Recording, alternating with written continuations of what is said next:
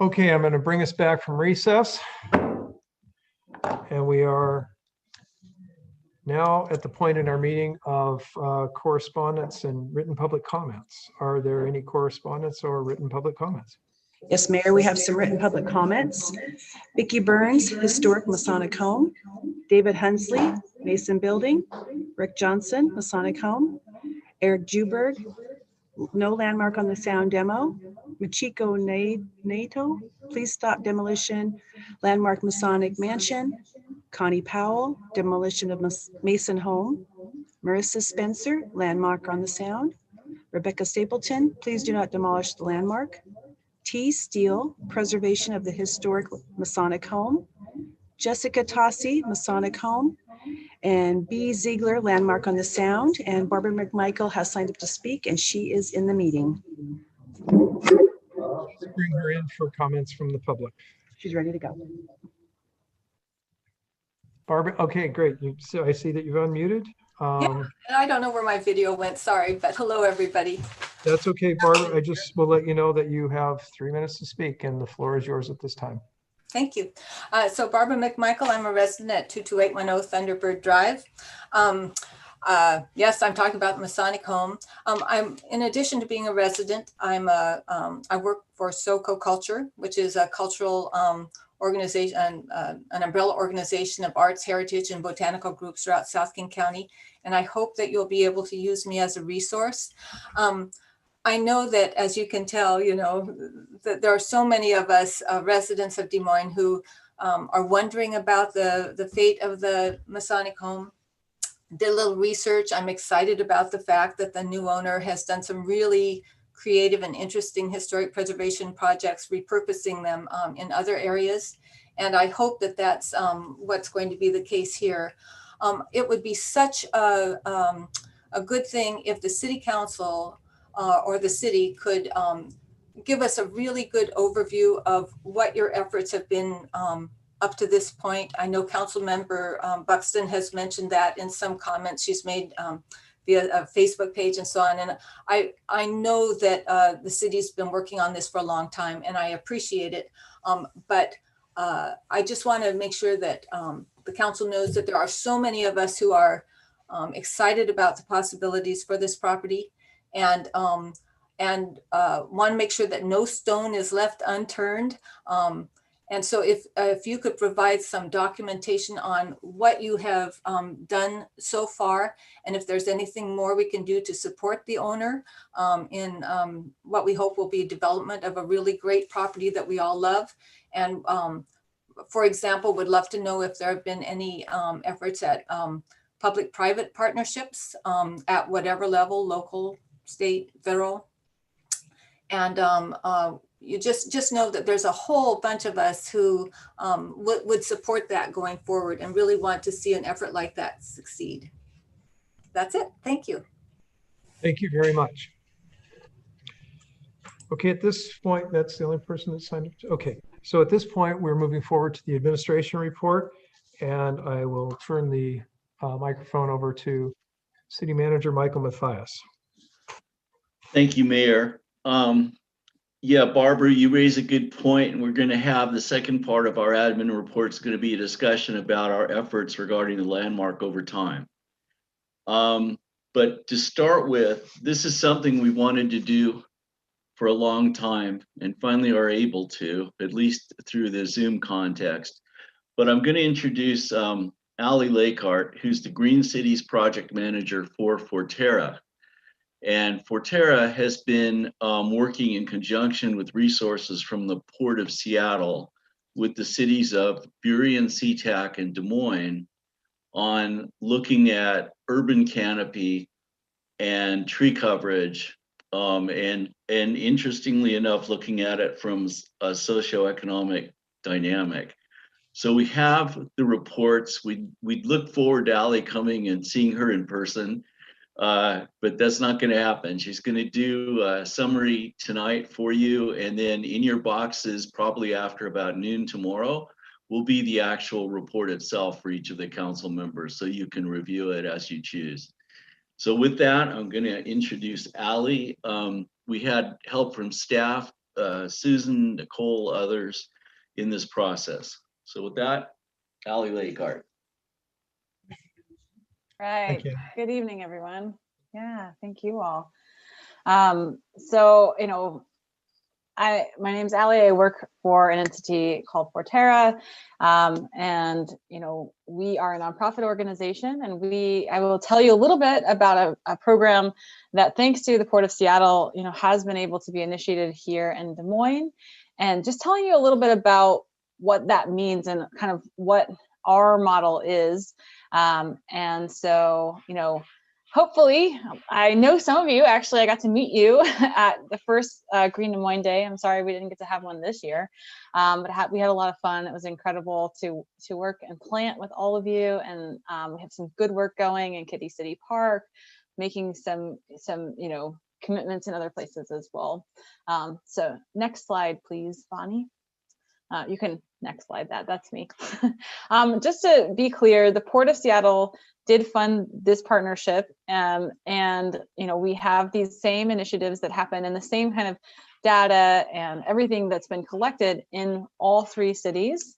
And as we move into 2021, we really are, we have one final year of implementation of creating a robust partnership that's separate in each city. Next slide, please.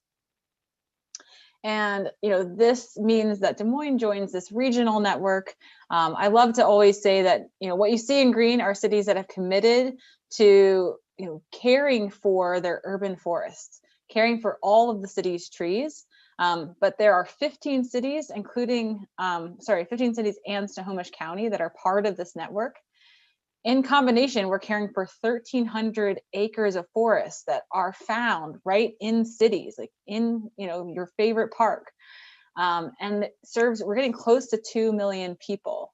And so all the cities you see in green are part of these partnerships. We meet, some of your city staff are attending meetings on a quarterly basis, like hearing about everything that's going on with volunteers, learning about how land is being managed, and hopefully working collaboratively to make sure that we have trees 100 years from now in these places. Next slide. So in case you're kind of like, okay, urban forest, and that's maybe a new concept for some people, just a reminder that if you have a tree in your yard, if you have a tree outside of on your apartment balcony, like all of those trees count. There are trees in schools, there are trees in parks, trees on private land. If you own a business, if you have trees at your business, those are all part of our urban forest. And so our focus is hoping to have all of our cities to have canopy that's distributed equitably across the city. And then also to make sure that it's healthy. And I think that's really, really important, is to make sure that we keep the canopy we have, that we retain the trees that we already have. Next slide, please.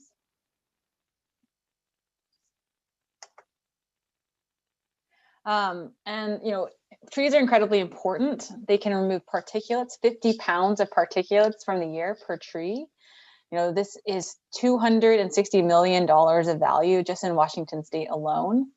We know that it can be good for our heart. 20 minutes in nature reduces stress hormones like cortisol. We know that we have cleaner air. So especially in airport cities around SeaTac, we really want to make sure that we talk about the public health benefits of having trees. We know that they're not on here. Stormwater is an incredibly is an incredibly big benefit of filtering and kind of retaining, slowing down stormwater from trees. We talk a lot about noise reduction and things like that. I know Des Moines is working on climate, right? Like we know that urban heat islands are kind of what happens a lot of times when you don't have trees. And so having equitably dispersed trees in a city is incredibly important for keeping cities cool and just also keeping people happy and healthy. And I know some people on this call who I hope many of you find that space that you go to when you're looking for just some of those mental health benefits of trees, but also think of the cooling and the air quality benefits as well. Next slide, please. this is probably not surprising, but there are many threats to urban forests, including invasive plant species. We can think of, maybe you've dealt with Himalayan blackberry, or in this picture, this is English ivy. Des Moines, like most cities in this area, but especially coastal cities, has a lot of issues with English ivy. We talk about just canopy getting old, and if you've got a blanket of English ivy, it's really hard for little baby trees to come up. So just aging canopy getting old. I think it's important to remind people that we didn't always know how to care for urban forests. We kind of just treated them like giant tracts of forest land for a very long time. And so they're, especially here in the States, this practice of urban forestry is pretty new. And so definitely there's been, not as much funding, but there's also just not been as much science. So there have, been changes that are happening to that. And we're really glad to see, federal government stepping up for funding, the state funding these programs in municipalities. Next slide. So kind of to do this work, you always want to do, we have to make a plan first. And so myself and Michael and Susan and many others contributed, including people at the Port of Seattle, contributed to this urban forest enhancement plan that is pretty robust. It's large. You're about to see that when it comes to your inbox. So tonight we're kind of presenting just the kind of some key elements of it. It's a lot of pages. There's a lot of beautiful maps. There's a lot of interesting graphs and data in there. And this is a reference and a guidebook for how to start doing some of this work to keep the trees that the city owns, as well as to, think about how to continue to maybe increase canopy in Des Moines in the future. And so city staff have been, given this, they've been using this, and it really does, it's a living document in a lot of ways. There's some ways that FORTERRA has shared and will share, drop boxes and OneDrives full of information, but it is a 20-year plan. So it really does look at how to care for the urban forests in Des Moines for 20 years. Next slide, please. And just to let you know, we did engage the community. We talked to over 300 people, and that, kind of like getting at, what do people want? Like, what are they concerned about? And air quality was incredibly important. We had listening sessions, like specific listening sessions with seniors, youth, and Native people, because those are voices we didn't hear in a lot of the surveys. People use their urban forest for relaxing and mental health. That was actually the highest, which is kind of cool to me, because that's pretty new science. It's coming out 2013 to now. So it's exciting to see that people already are making those connections. We had a lot of people who wanted to be involved in the partnership, and when I say want to be involved, they literally wanted to receive trees or come out to events and start planting with us or removing some of those invasive species. And, I think the other piece of this is that what I heard a lot from people was that trees were their community. Next slide. And this is true. Look at this picture. Trees are a very vital part when you're looking at Des Moines as a city. It is, they are part of our community. And, I'm sure each of you might have a story about a favorite tree in your city. And there's a beautiful map, speaking of SoCo culture, that they have worked on, just where people get to tell the story of their tree. And I don't know of any other story maps like that. So South King County's, I live here too, so it's pretty exciting to know that we have that. I think it makes us pretty special. But this city is full of trees, and that is part of the character of it. It's why people live in Des Moines. So it's cool to see that was a big response. But of course, we can't take it for granted, I think, is the big takeaway of that. Next slide, please. And just to kind of give you an idea, if you're a bird flying over Des Moines in the summer, 29%, about 30% of the city would be covered with tree branches, leaves. You wouldn't be able to see the ground. That's what we call canopy cover. 29% of the city would be covered with trees. And just to kind of give you an idea, there are cities like Normandy Park, very different. They don't have as much development. They don't have, it's a very different city. They're sitting at almost 50%, which is unheard of, really. It's very rare. There are cities like Redmond that are kind of sitting a little higher. They're looking at a goal of 40%. That's kind of where they started, was around 30%. And then there are cities like Tacoma and Seattle where some of their goal is to achieve 30% canopy cover. So, it really varies throughout the region. There isn't really one suggestion. It's just kind of good to know that you'll have a very robust and healthy canopy, and it does cover about 30%, which is, I'd say, fairly standard. I don't want to say standard, but it's common or average. Next slide, please. We did look at social vulnerability, and so this is an EPA analysis and we kind of made a map from it, but at FORTERRA. But basically, this looks at a lot of factors. Like, it's actually listed here, but looking at socio-demographic information, looking at exposure to pollutants, like people who live closer to the airport, for example, or closer to I-5. It's looking at some health information that's available. And so that's how that social vulnerability index is, red being the most vulnerable. You're the most vulnerable, green being the least vulnerable. And then we're looking at canopy cover. And then there's some graphs that we have that really show that Des Moines actually has a very equitably distributed canopy. If you look at some of those green belts, they really span the city. Certainly there are areas we know that are more socially vulnerable. They have more pollutants. They have more socioeconomic disparities. So, those are areas that we could concentrate projects on. Your city staff could choose to work on projects there first. And we actually have at Kitty City Park.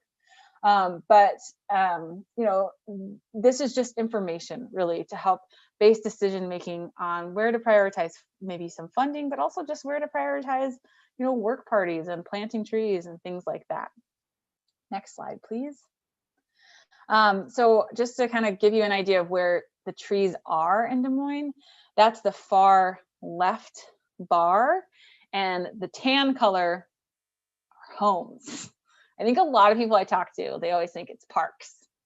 Parks are really important. You can see that's the other place that we have a large majority of trees in Des Moines, but we have a large piece of our canopy, and I'll say this in the next slide, almost 50% or about 45% in people's yards and on their residential property. Next slide, please. So that means that for me and for our work at FORTERRA and the city, it's important to make sure when we're having messaging about this, we talk to people about caring for the trees on their property. And that only 25% of yards are covered with trees. So there's a lot of places to plant trees on private land. And there's a lot of work that can be done to help people care for their trees. And so this is something that FORTERRA has been working on, and King Conservation District and others, to find funding to help homeowners care for the trees that they already have. Because I know as a homeowner, if I'm going to take down a tree, it's probably a monetary situation. It's probably something to do with how expensive it is to maintain them. So I know that's a place that, we have been working to try to find funding to help homeowners do that. Next slide, please. Obviously, another place that people talk about canopy is around schools, because students are, not this year, but students generally spend a lot of their time in a school building and not necessarily at their home, or less time than they are this year. But we did want to look at this, and what we found is that, so remember, it's 29% in all of Des Moines. Within a quarter mile of schools, it's 26. So it does drop. And that's pretty normal, I would say. And it's actually, this disparity, this change is actually smaller than for, say, in Burien. But that said, we actually received grant funding already, and I just had a meeting about it. So Highline Public Schools and FORTERRA received state funding to help do some work, to do some canopy enhancement, so adding trees around school grounds and within a quarter mile of schools. So it's pretty cool that this data already brought another large grant to the city, which is really exciting. And I just met with Jason from Parks. He was there, and so he'll be helping on the project. It was really cool to see that collaborative effort getting started. Next slide, please. And just our goals are to, care for and enhance the urban forest. There are 328 acres of public forested park land, not just ball fields. Like, this is just forest. There's 326 acres, excuse me, I just read that wrong, in Des Moines, which is a lot. It's pretty awesome to think about that. And so we want to care for that and keep it healthy. And then we also want to ensure that there is stability and sustainability for the program. And, Michael and his staff have already done some of that. You'll have a tree in lieu, like money, and there's some places and ways that you all already were set up for that. And so having some of this information, I think, will really help move some of the projects and programs forward. Next slide, please. And we did host a tree distribution. So we had we were supposed to have 250, but they sent more. So I almost have 300 trees, and anyone from Burien, SeaTac, and Des Moines could pick up these trees, but actually had a lot of Des Moines residents come. We did a tree distribution that already took place in 2020. We'll have another one in 2021. We are also doing a virtual, well, basically it'll be a phone-based tree walk. Hopefully, maybe one day they could be hosted in person, and that's going to be along the trail down at Des Moines Beach Park. We are planning a virtual tree care training for homeowners. Just general education about trees is already happening. We have some newsletters and some social media. And then also we are working with the Des Moines Memorial Drive Preservation Association to offer homeowners who live along the drive the chance to receive a free frontier elm, which is a smaller elm than was originally planted, but it fits better into a yard. Next slide, please. So those 326 acres, just to be really clear about what that was given, these are those places where we have forested parkland, publicly owned forests in Des Moines. These are all of them, and these are in your plan, so you can look at them later. It's a great map. Next slide. And we gave them a health assessment, we gave them a checkup. We looked at invasive species, we looked at how diverse the canopy was, how many trees they had, how many shrubs they had, what is their understory, so what are all the little ferns and everything, how are they looking? And so we give that a rating, a health rating, and really it's kind of a lot to describe, but you can look here, and once you have it in your hand, it'll probably make more sense to look at it. But it just talks about invasive species presence and kind of the diversity of the trees. And so, there are some places in Des Moines that are really to me, it's like 5 and 6. So those orangey colors are some of the best places to start, because they're starting to, and this is in the plan, there's like recommendations for all of the different levels. But basically those are areas that are starting to get kind of really covered in invasive species. So those are places to dig in right away so that you can help bring them back to health. There are places that are a 9, which means that they have more than 50% of all the plants are just invasive, and they have less than 25% native tree cover. And those are places that honestly we recommend, trying to not have volunteers do that work, but really try to find funding to have city staff or hire like a crew, find ways to have professional help with some of those places. Next slide. And this is just basically to make sure that in 100 years, we don't have blanketed ivy or blankets of Himalayan blackberry covering the ground. But next slide. We have these beautiful diverse forests that we know are known for in the Pacific Northwest, and that have lots of different things growing there. They have large trees and shrubs and bushes, and they have ferns, and they're healthy, and they're places that honestly people want to hang out. This is the work of restoration, of caring for our forests. And then we have lots of places in Des Moines that already look like that 100-year picture. So we also have to maintain them to keep them healthy. Next slide, please. Just want to say that we've already had about 300 hours of volunteering in Des Moines, helping at different places. I just really want to appreciate Laura and Colleen and other people who may be listening or maybe watching, who are our stewards, who are just like doing this work. COVID's been a very interesting time. Everyone's taken a pause.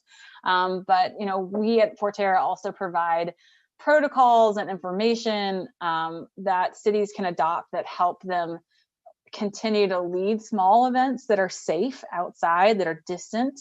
So I'm hoping that in 2021 we can continue to do the good work of volunteering and having people involved, and obviously we'll be getting started on some work with Highline Public Schools as well, and hoping that those students, when we're back in session, can come in and help in their parks as well. Next slide, please. And the big thing is, and some of you came, I know Tracy, and it's just shouting out like some of the people I've met. I want to say, anyone can come, and we, if you want to take pictures, if you want to, whatever it is, we always appreciate people coming out. So hopefully once we can do that, it is a community effort, and this is our community. That's what it is. And so it's always beautiful to see people plant their first tree, or maybe their 500th tree, and just really feel like they can come back to it, and it becomes part of them and their story and their family, and it really helps have ownership of these shared places that we all care for. So next slide. I did have a series of recommendations. These are available. I will not, this is a lot of text, but I will just let you know, there are some recommendations for just, what to do next, basically. And the plan talks about what to do ecologically, like in the park. But this is kind of more about, understanding who manages trees. And, these are things that, like, if you were to be able to hire an urban forester, which few cities are able, these are the things that, a position like that would do. But make these recommendations, but luckily through this, hopefully you have some of this. So, over time, literally it's a 20-year plan. These are like some steps that the city and city staff could take to help make sure that they're retaining and keeping a healthy urban forest in Des Moines. Next slide, please. And that's it. This is my email address. I would, welcome you all. Obviously I'll have time for questions, but welcome you all. You're welcome to send me an email. And then that site will go live soon, and that will have the plan published publicly. So Ali, I know the mayor will call out questions, but I just want to mention that having an urban canopy plan is one part of an environmental approach to almost everything we're doing. And it involves all the way from working to enhance salmon habitat, the quality of wastewater or stormwater that goes into the sound, working with SR3 on the marine mammal rescue, working on potential green roof buildings in our marina redevelopment, looking at multimodal approaches we've taken with the metro shuttle and others.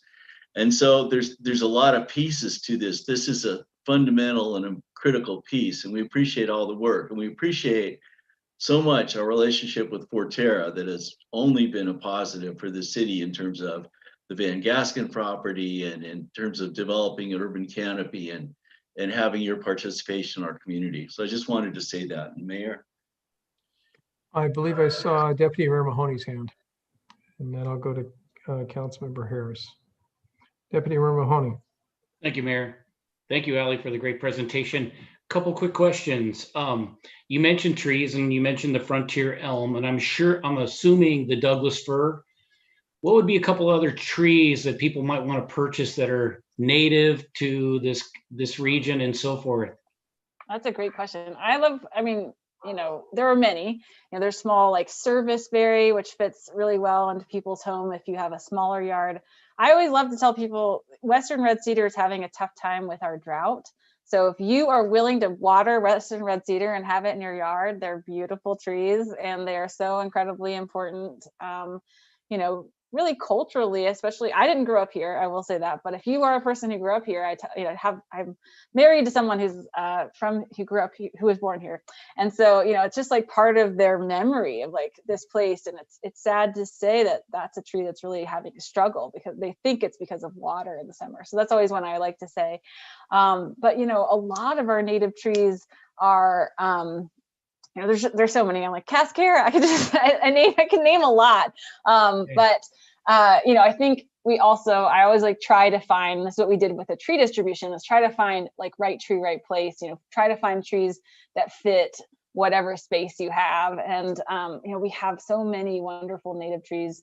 The Washington Native Plant Society has a great website that gives you information. And then there's like great plant picks, PICKS, that will tell you a really, it kind of helps you narrow down like how much space you have and what Washington natives to plant.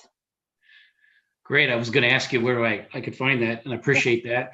And the other one was obviously the English ivy, along with the Himalayan blackberries. Recommendations, obviously, if they're in their yards and so forth, what would you say? And some of them may be on hillsides and things like that. If they remove them, is there appropriate ground covers that might better suit it, or in particular slopes, probably talk to the city? I don't know. Just kind of hear. It's a good question.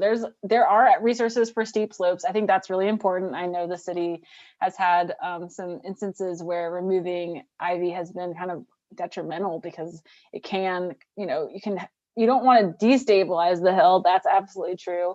I think for me, and if you have a steep slope, the big thing is just making sure that ivy doesn't climb up your tree, because it will kill it.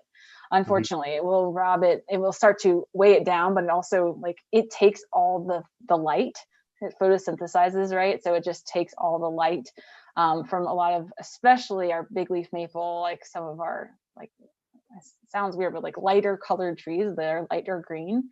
And that dark green ivy takes more of the light, and so it will rob the tree of nutrients. So that's that's a good recommendation. Definitely consulting a professional if you've got a steep slope is probably best, which isn't cheap. So just acknowledging that, but there are places like King Conservation District and others that can help people with that. And then, there's really great videos about ivy burrito rolls of how to remove it from flat ground. And I know that sounds weird, a burrito roll of ivy, but you can look it up. And then also there's great videos on YouTube just about how to remove ivy from a tree and how to do it in the way that doesn't pull off all the bark. Thank you very much. Yeah, thank you. I love to talk about plants. So. Okay, so the next hand I saw was Councilmember Harris and then Councilmember Nutting. Thank you, Mayor, and thank you, Allie. Thank you. So do you, does your organization have any kind of, I don't know how to put it, but, a best practice kind of program to incentivize businesses and residents to plant more trees or to make it part of their existing landscape architecture? That's a great question. I mean, honestly, to be fair, that's a great idea. We should do that. Hearing you say that, it would be really cool to use some grant funding or some donations to hire a landscape architect to kind of draw up some plans like that, like how to do that. I don't know of anything that FORTERRA specifically is doing around that, but that is an interesting idea. I think that would be really helpful, because I think that's the hard part, is envisioning it, right? Like, how do you even start if you don't know? I just don't want to reinvent the wheel if there are 300 other cities of similar size around the nation that are have done something successful. We do grants all the time. We've got EATs and business grants and so on. So, if you think of something, please, if you could let the city know that. Yeah, I think that's a great idea. And we talked a little bit about corporate partnerships, and just I think also just honestly, you all having this plan and saying like, hey, this is something that's important to us. Like, if you're a business here, it's part of our identity. It's part of our culture as a city, I think also goes a long way. But I agree with you. It would be really interesting to see that. I mean, it might exist. We could Google it, but I don't off the top of my head know of any, anyone who's doing that. Honestly, we still just need it for homeowners. Like, that's still a thing that's I know King Conservation District, I keep saying them, but they keep working on this idea of private homeowners, just like how to help people kind of, like I said, like envision what that could look like, how to do that well. Thank you. Yeah. Thank Okay, you. Councilmember Nutting and then Councilmember Buxton. I just had one quick comment. My oldest and I were in one of those photos. We helped out at Kitty City and right close to the I'm sorry. Anyways, the ivy removal, the English ivy can get up to 4 to 6 inches in diameter. So almost the size of a tree, which at Kitty City we found. So it's not just a vine that's 1/4 inch around. It's very much a tree, very, very evasive. And we were glad to help out with all that stuff. I remember that one section we were working in. I was like, wow. It's really fun work though, because it really is incredible to see the transformation, even just, in a day.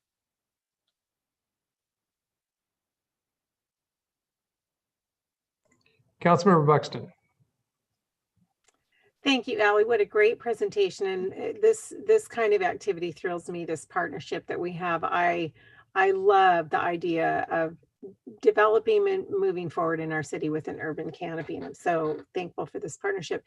So kind of a springboard off Councilmember Mahoney's question, and I don't know if this is for you or our staff, in regard to indigenous forestry, do we have a plan for certain types of plants or trees in certain types of area when we do a development and we're going to put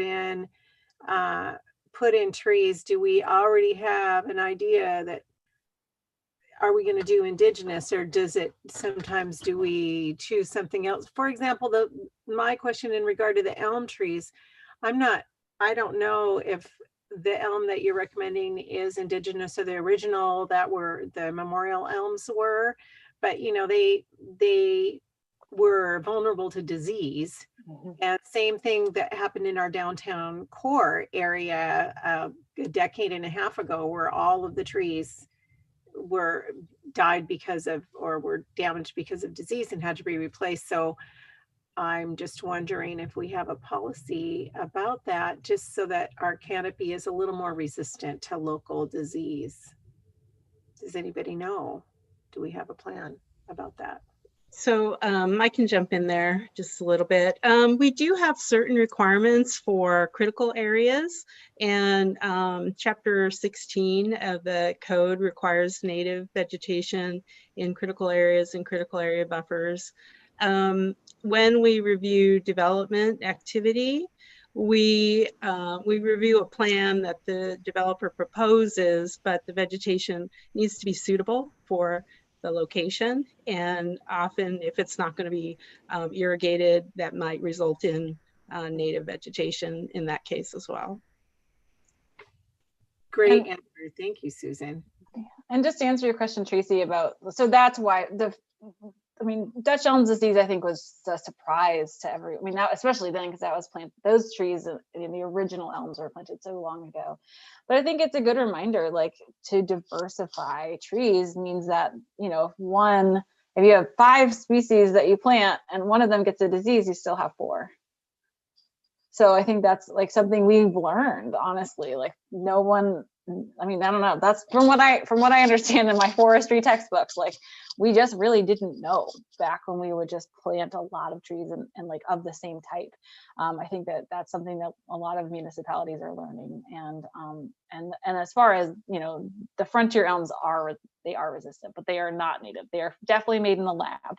That is how you get, disease resistant elms, but because of their historical value, that's why those would be planted. Okay. Well, Allie, that was a fabulous presentation. I'm sorry, did we see another hand? Oh, I'm sorry, Dan Brewer. So I just wanted to mention, I think Allie had mentioned in her presentation about the tree in lieu fee or the tree mitigation fee. And this is something that City Manager Matthias helped us develop a couple of years ago as we began to work with Sound Transit and other agencies for mitigating tree removal. And so that's something that Laura Tachico and myself and some of the other staff have been working really closely on the Sound Transit project. And they have a significant number of trees that they're required because of the ordinance that Michael brought forward to replant or pay for. And so it's in the neighborhood of 1,000 trees that they have to replant in the Pacific Ridge neighborhood. And if you remember the graphic that Ali showed, that was one of the areas that where canopy cover is low and the social vulnerability is high. So that's just one example of how we were already putting into practice some of the things that are identified in this study. So more to come on that. Dan, thanks for mentioning that. That's an excellent point. And Ali, I just wanted to say, I think the presentation was very helpful. I think all council members have expressed concern for and see the value in having a healthy tree canopy. So anything that we can do to educate our community about the right plants and whether or not we need a landscape architect to take on individual jobs, or you just take an average home of a certain size that might be able to, I think what's important for people to understand is if you plant, for example, those beautiful Western red cedars, it's going to need a certain diameter around it as it gets bigger. One of the homes I grew up in had a blue spruce out in front, and it got quite large. But it was a beautiful tree. As long as, and then one day, I shouldn't say one day, one year it just turned brown. So it's a matter of finding something else to put in its place. And that, I think, is the other thing that we can encourage people to do, is if you lose one, let's have another one right behind it. So. Yes. And you hopefully, just know we will be popularizing and encouraging people to come and receive a free tree for their home. So hopefully we can aid in that. When those events come up, please make sure our city clerk is aware of that so we can make sure that that's in the city currents and well advertised ahead of time. Sounds wonderful. Thank you. Okay, and then Michael, I think you still have a portion of your report to keep going. I do. Thank you, Ali. So what I wanted to do for the benefit of the council, especially, and our community, was walk through the involvement the city has had in terms of the Masons deciding that they were going to dispose of the asset of the landmark. And so I just am going to give sort of a brief chronological history of this and point out the efforts the city made, and then in conclusion talk about where we are at the moment. So the landmark was built in 1926, and in the early 2000s, the Masons, I think, were interested in some form of renovation of the building and the grounds, whatever, the whole thing. And it's an extraordinary building architecturally. The flower bowl in the front, the views from that piece of land are just extraordinary, and I think we all can agree on that. But they didn't go forward with renovation, and eventually I think the decision was made to dispose of the landmark, to sell it.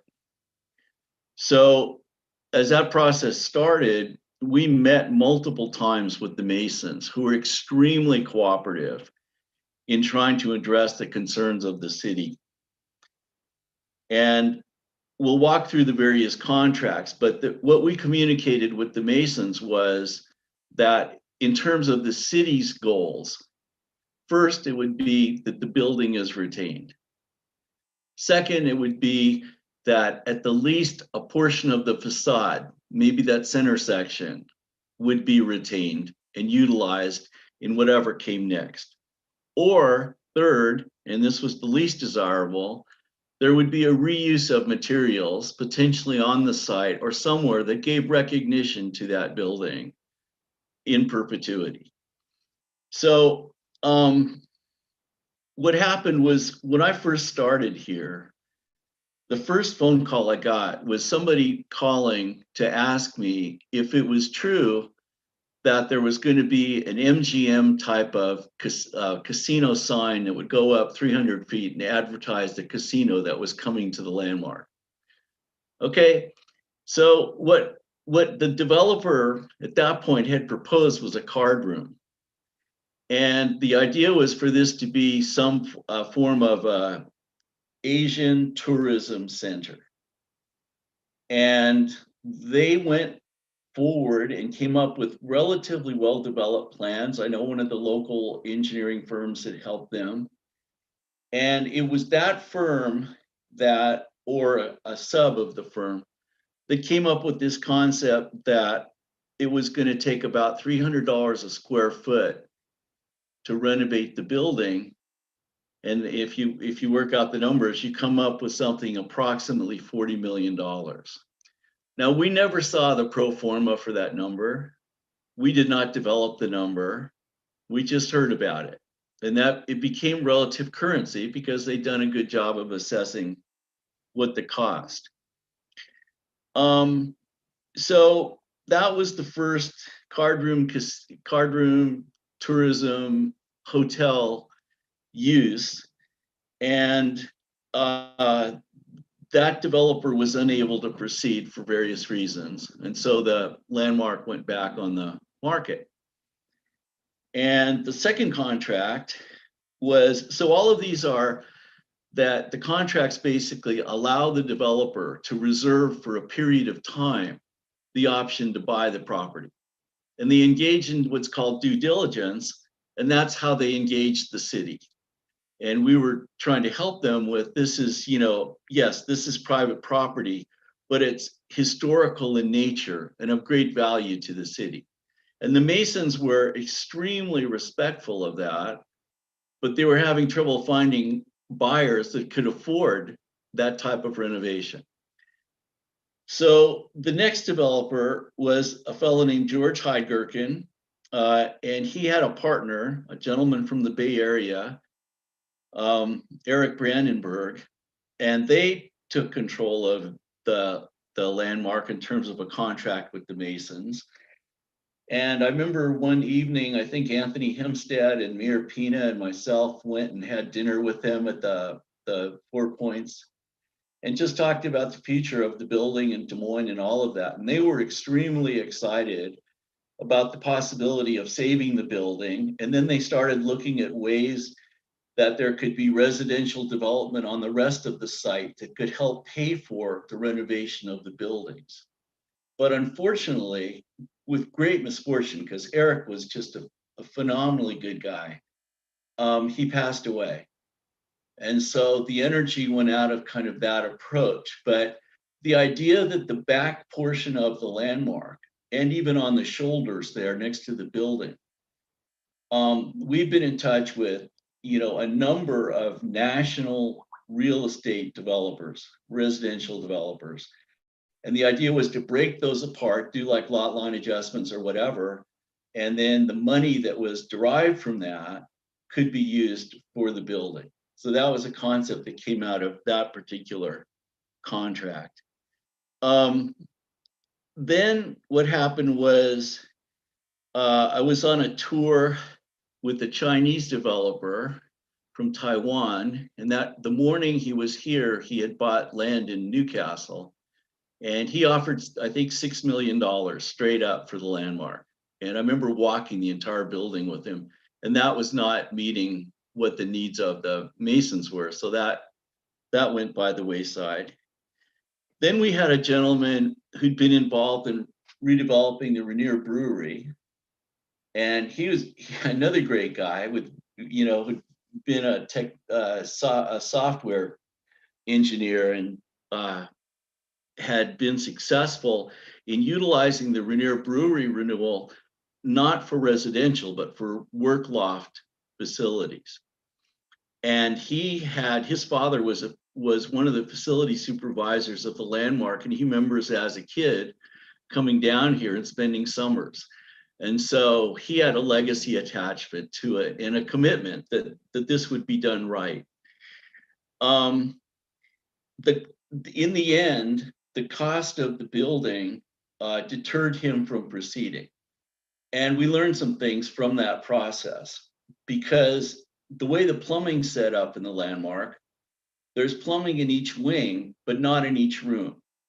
So if you want to have a residential development on the site, hotel, whatever, now you've got to address plumbing in every room, which is incredibly expensive. And the other thing was that it was built in 1926, and it's extremely strong building. So there's some structural improvements that have to be made. There's earthquake standards. And eventually what people started talking about was the idea that a new building could be placed behind the landmark and they would be attached, and the new one could shore up the old one. And I'm gonna do building official talk right now, but you can't hold me accountable for this because I'll probably get it wrong. Maybe Dan can correct it. But the idea is that if you attach a new building that's up to code and up to standard, the old building can be used to make sure there's safe access and ingress and egress out of the building, but you don't have to redo the entire building because you've got something else behind it that meets code. And so there were discussions that people had with that. I remember sitting in many pre-application meetings with our building officials, Susan, Dan, and others, all the disciplines. And they went through and tried to find creative solutions to help with this, because there was still no way around the $40 million price tag. Eventually, and unfortunately, that contract fell through. The next thing was that we had a developer who was more of a cookie cutter residential type that just wanted to fill the entire site with multifamily residential.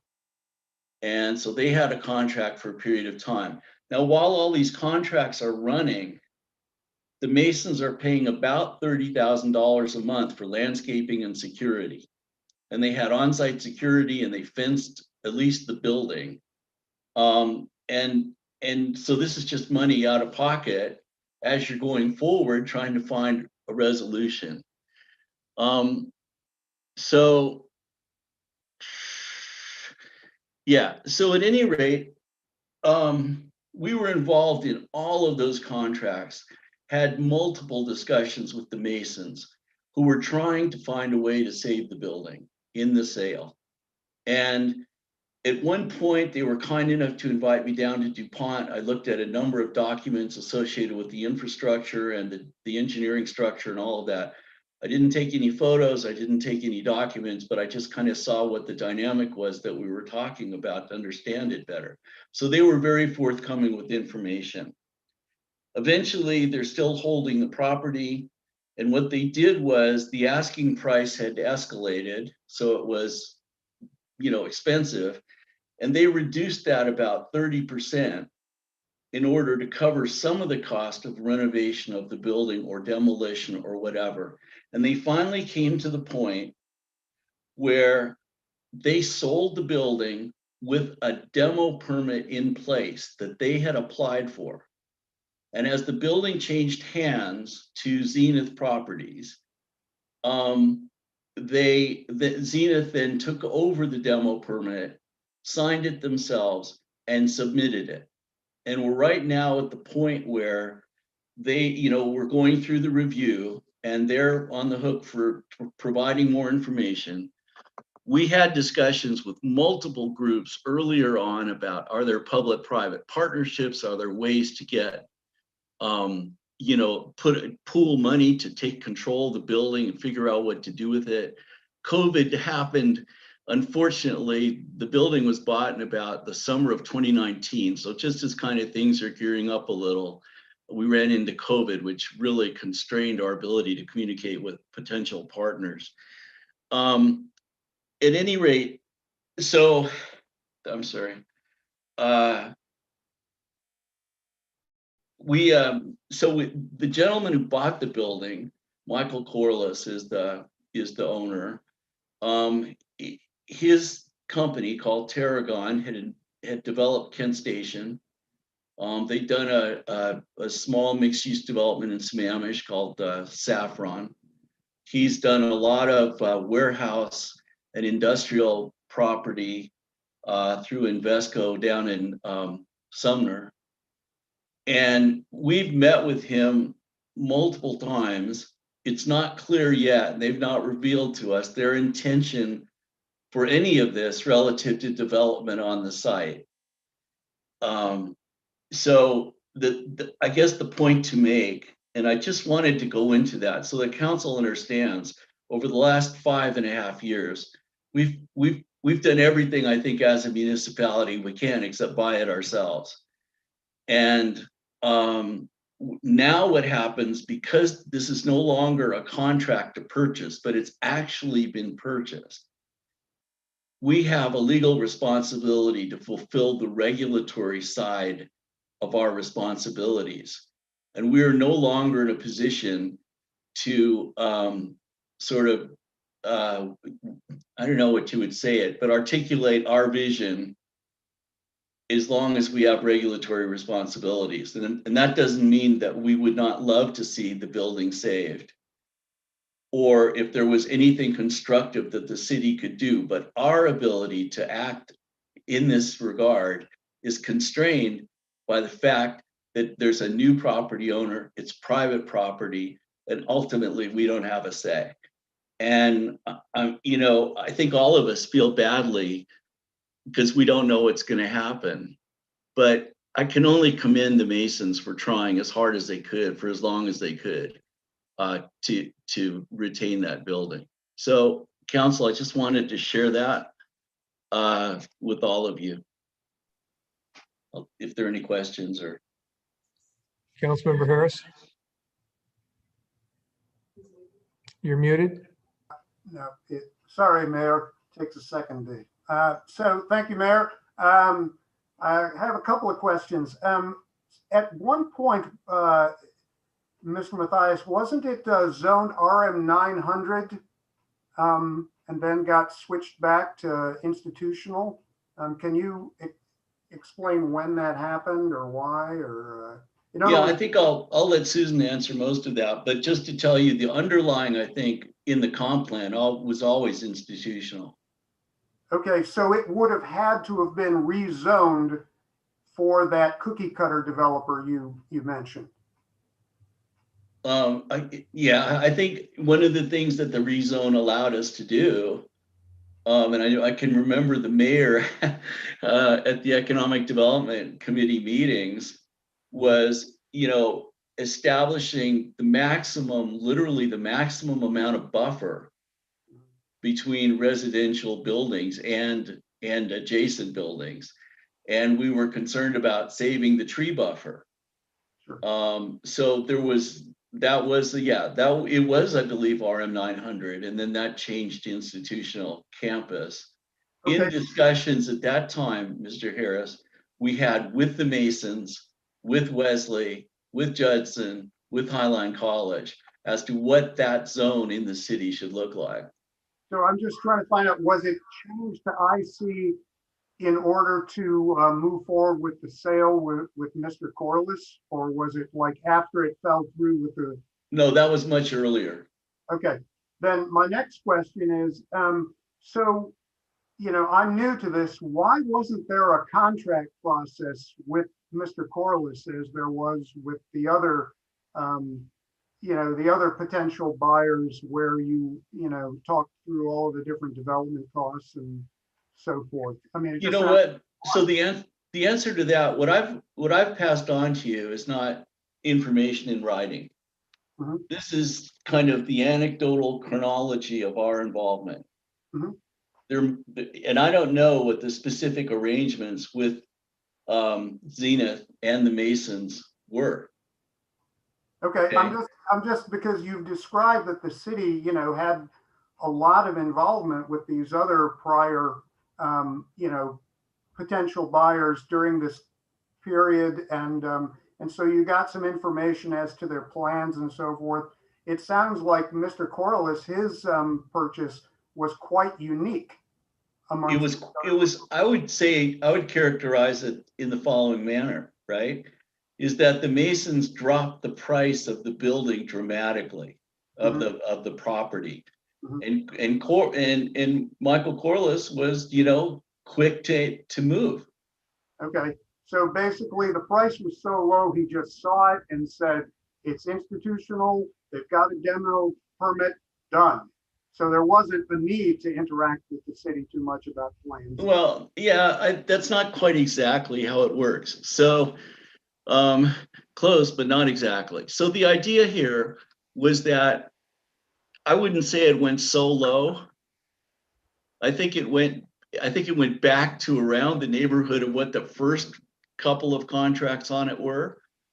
But one of the things with Corliss was that one of their conditions, their due diligence, so to speak, was to have a demo permit applied for as part of the closing, is as best I can describe it. And I may not be exactly accurate, but that was something that they chose to do. They didn't come to us and say, you know, is it okay if we do a demo permit? That's they're entitled to do that if they want. And the Masons were entitled to do it in order to facilitate the sale. No, I get it. I'm just, and this is my final point, is just that there wasn't a need for him to interact with the city because, you know, the intent was clearly, okay, we're going to down the building and then, you know, build something appropriate to the zoning. Well, I think what I would tell you is no, that's true. It's private property. That was a transaction done privately. But I've sat in meetings with Susan and Mr. Corliss and his representatives, and I don't think I've ever heard definitively that they intend to take the building down. They may, but they haven't told us. Okay, but they continue to renew the permit. So it's not renewing the permit. I think I saw you put that in social media and it's not correct. Okay, they didn't renew the permit. The permit was issued to the Masons, but it was incomplete. It was then transferred to Corliss and it remains incomplete as we await information from them. So there's been no renewal. There's been a process to get to a completed application. Susan, is that fair? Yeah, I just wanted to add a little bit to that. So we have never issued a permit, just to be clear on the terminology. They have an application in, and that application is in process, and we have requested additional information, which we are awaiting. How many times can they renew it? Yeah, doesn't it have like a 180-day cycle? I mean, can they renew their application ad infinitum?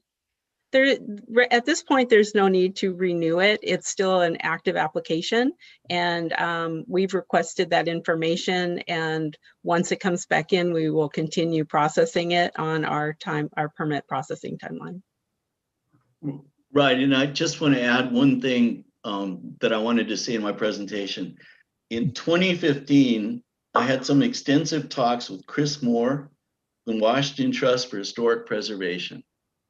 But the Masons at the time and throughout this process have not wanted to see that historic designation because that would increase, in all likelihood, increase the cost of renovation because of the materials and the sort of mimicry of what the historic architecture was and design and all of that. So the last thing they wanted to do, in my view, was raise the cost of renovating the building. So because you needed private, you needed the owner to say, yes, do this designation. Just so we tried different pathways to get there. Thank you. I just to be clear, but the demolition permit, the application, he can basically sit on it and keep that application alive, or reapply as needed. Basically, he can sit on it as long as he wants, as long as he's willing to pay the whole costs and so on. There's no expiration on his ability to demolish the place, is what I'm trying to get Well, I'd have to look into our code and see if at some point the application would become dormant or something like that. But there's nothing to prevent someone for reapplying. We don't have any restriction on a new application.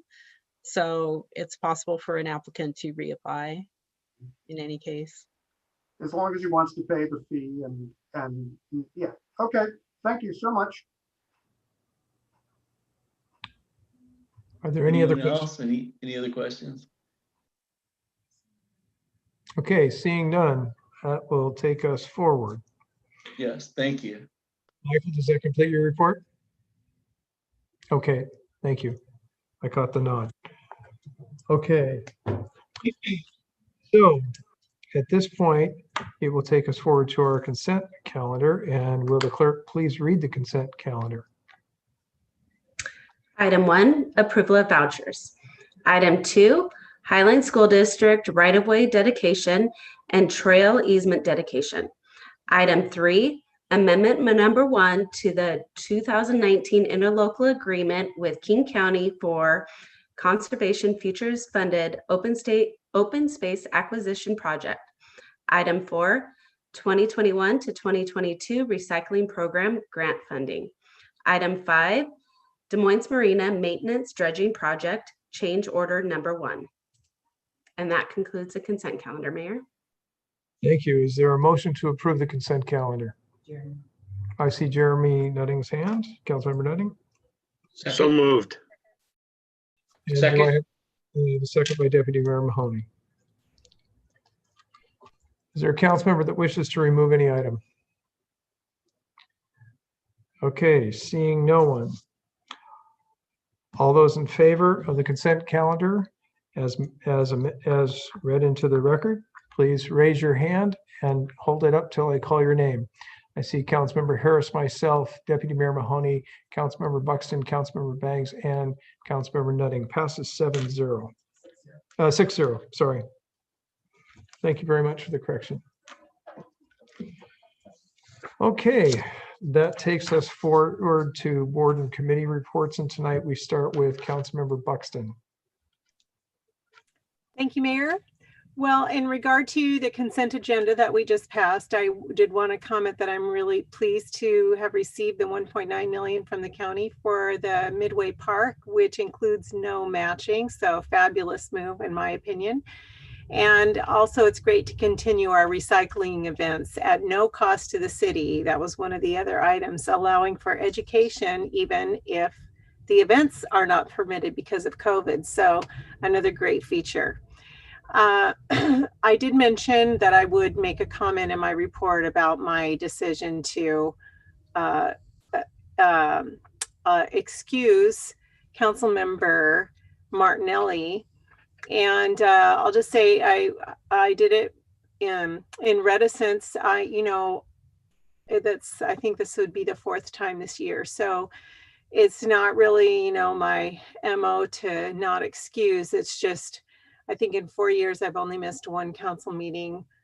I did an SCA board election at an airport. I attended community events the week my mom died, and I was just campaigning. I didn't miss a council meeting even when I was campaigning.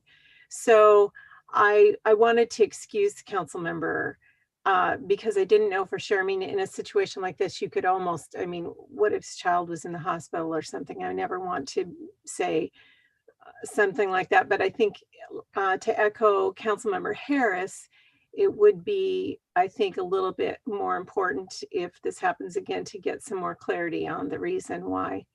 So thank you for indulging me on that. A couple weeks ago, I attended a SKIP, we call it SKIP, it's South King Housing and Homelessness Partners meeting, and I wanted to give a great report that we are partnering with the Housing Development Consortium to receive a grant of $45,000, and that's to begin the establishment of our Housing Capital Fund through that organization. That's a partnership of 9 cities to address homelessness in the South County. So what this does is sets a template for our future, and we are also moving forward to create a 501c3 partner agency or organization with SKIP, because it's a governmental agency right now, but if we create a 501c3, then we can partner with philanthropic partners in the region. And this grant was from Microsoft. So there's the opportunity for future grants from Microsoft or other partners in the region. So I'm just excited about that, to continue moving forward with that, with our regional South County partners there. Then another really fun thing that I did as a member of the, we call it Run DMCT, it's our running club. And we've kind of taken a last few months on our heart to, we're not able to do a weekly run with Park Run, but we are doing some 5Ks here and there and gathering together to support local needs, community needs. So we supported Domestic Violence Awareness Month.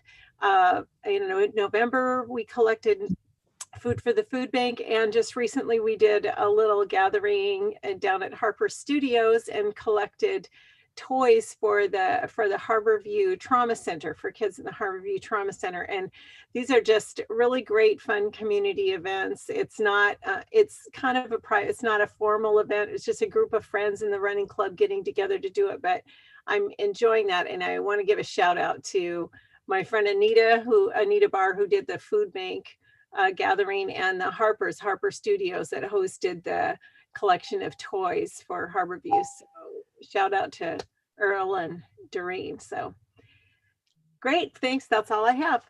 Thank you. Next is Councilmember Banks. Thank you, Mayor. There was the Police Department Advisory Committee, which I'm going to leave to Deputy Mayor Mahoney to report on. I was not able to make that earlier this week. We did attend the Public Safety Emergency Management meeting this evening.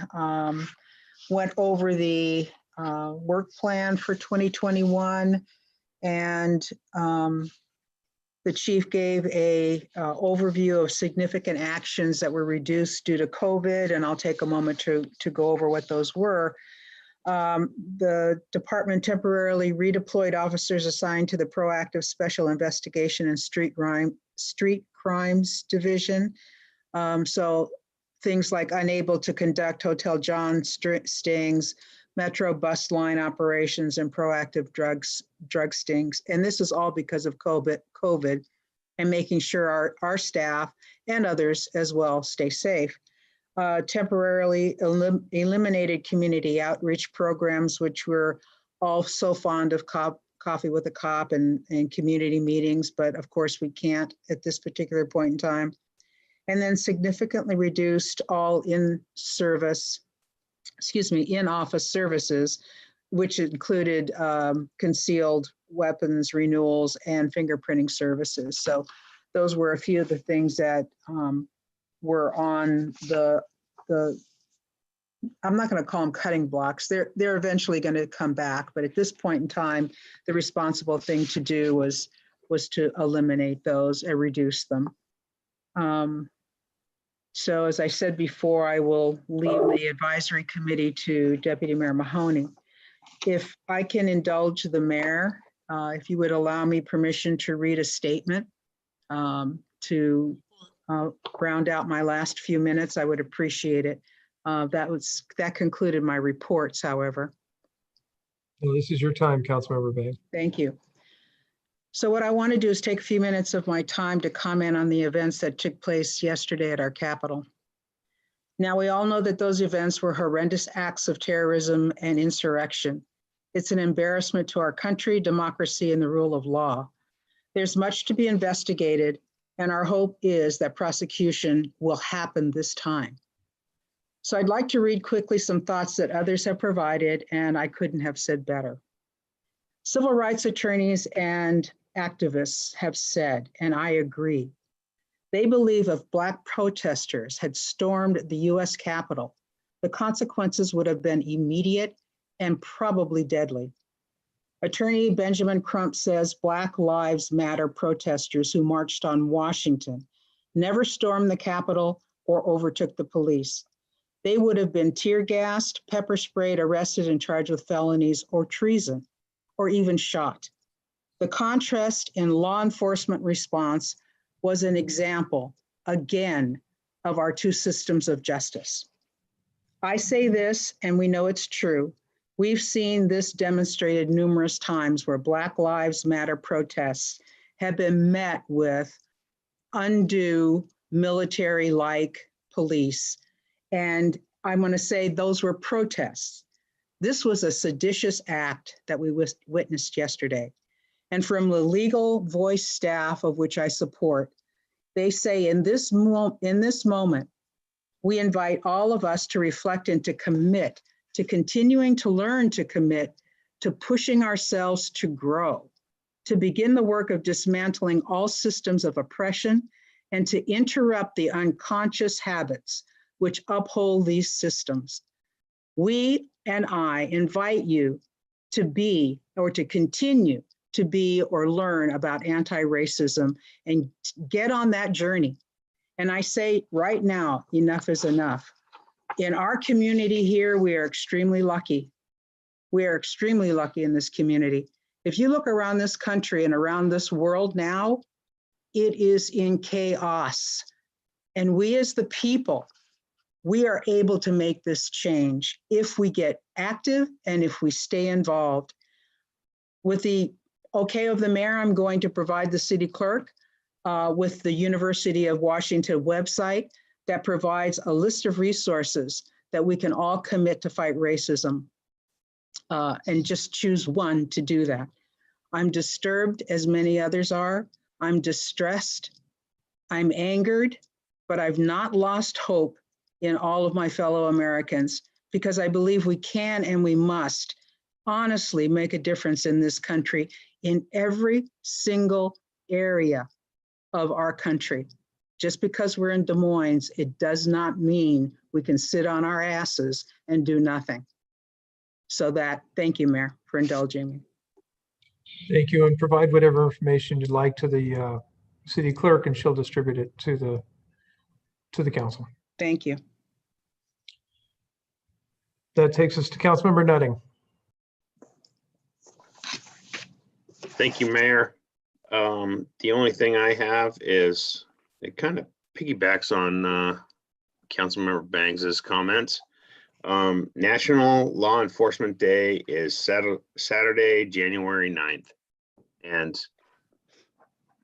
as Councilmember Banks said, we're lucky in this community to have a force that is as good as ours.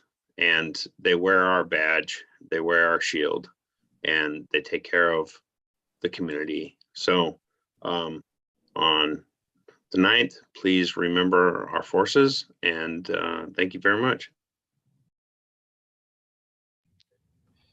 Thank you. It takes you to Councilmember Harris.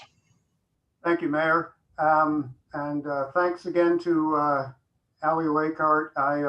There was this one stat that says that 1% increase in green space equals a 4% reduction in anxiety and mood treatments.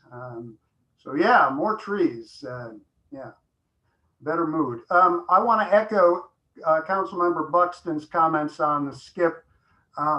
It will require tremendous courage to deal effectively with homelessness. And the bottom line is we are going to need to build more housing, however you want to define it for the different classes of the homeless.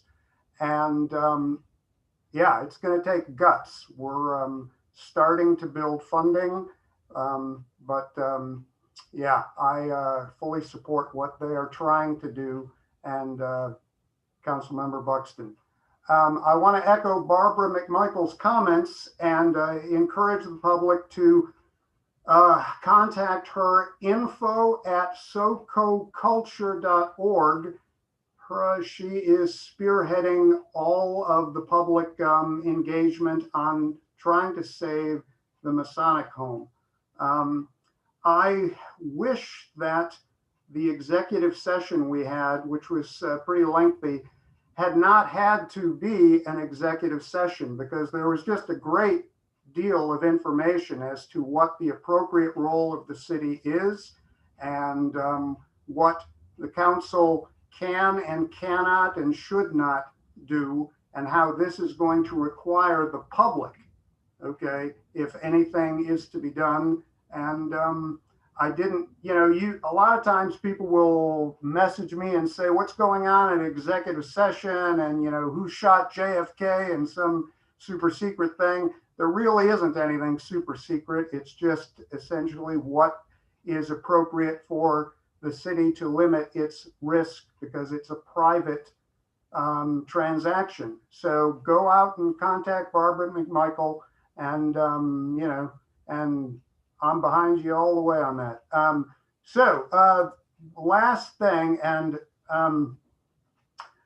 I was distressed. I audited the Public Safety Committee meeting, and I heard a stat which I have been reading about across America, which is that a lot of police and fire and other public employees are having very low acceptance rates of the vaccine. They're at the top of the list, but they have been amongst the most reticent population.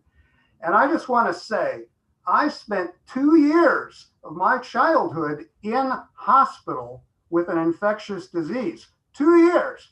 I have a family member who is in a long-term care facility who has been waiting now for over a week behind schedule, okay, to get the vaccine. And I just want to say that,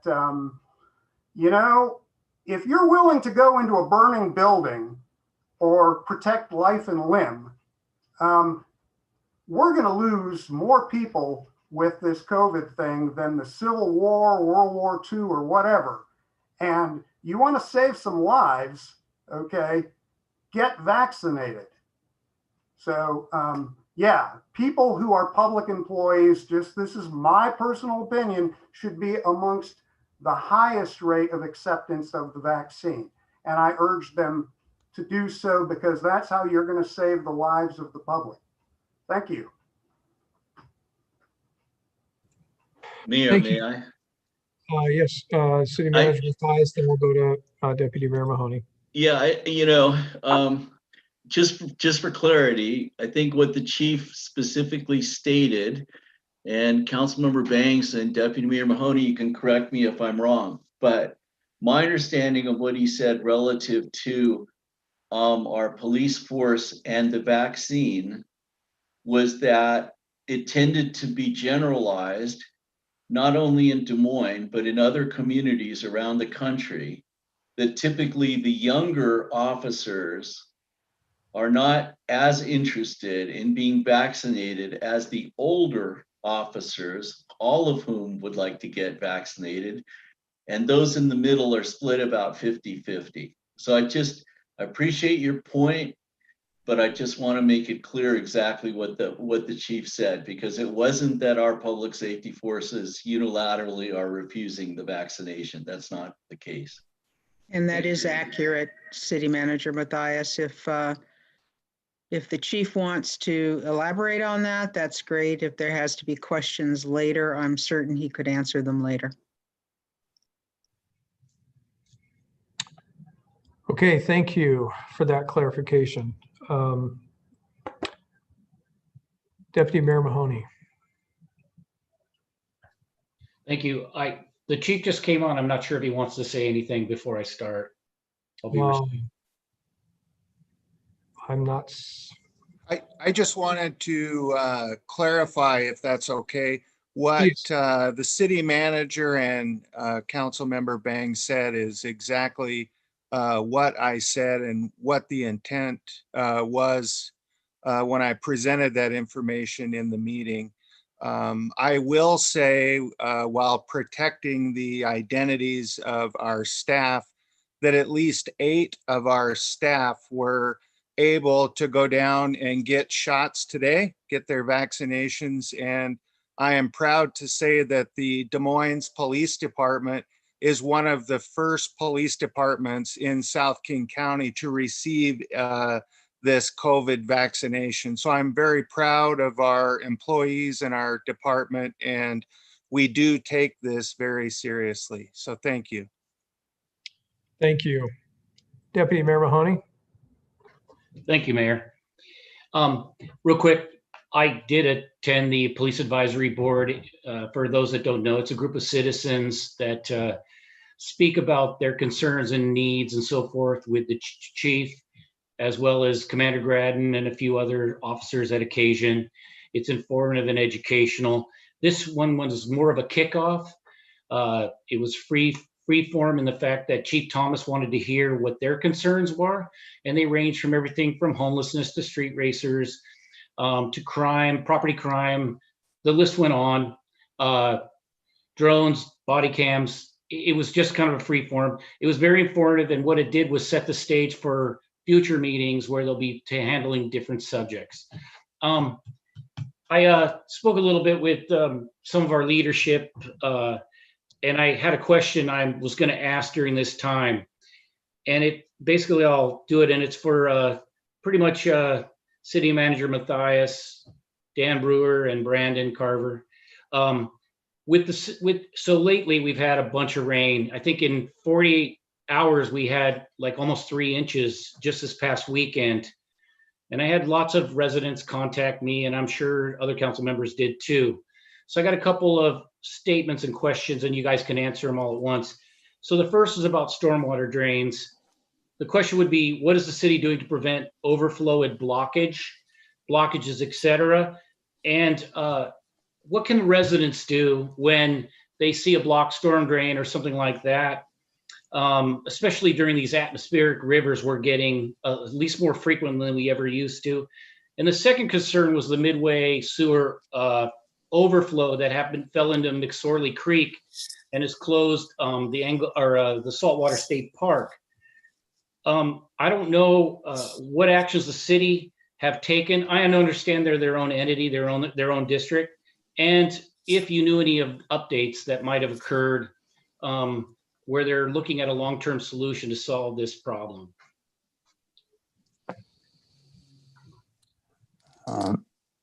Mayor Pena, I'd be happy to answer those questions on behalf of Deputy Mayor. Okay, let me take them in reverse order. The sewer overflow that was experienced, I believe it was Sunday. There was a pretty significant one that occurred around the address of the 2500 block of 11th Avenue South. There's a neighborhood south of 251st there. This is a spot that Midway is aware of. And as you point out, they are a special purpose district, and citizens, if they have concerns, can certainly reach out to the district and the board and have their questions answered. But to kind of provide a high level summary, we've been in contact with the district. We do get notified through the Department of Ecology when spills occur, and they are the enforcement agency to make sure that spills get reported and cleaned up. Midway has done that.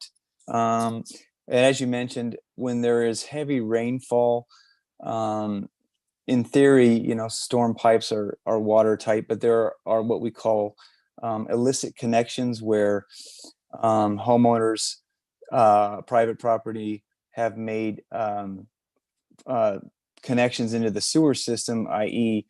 sump pumps for crawl spaces or basements, because the flow during these events in the sewer system actually increases, and that's measurable. And so you have that, and coupled with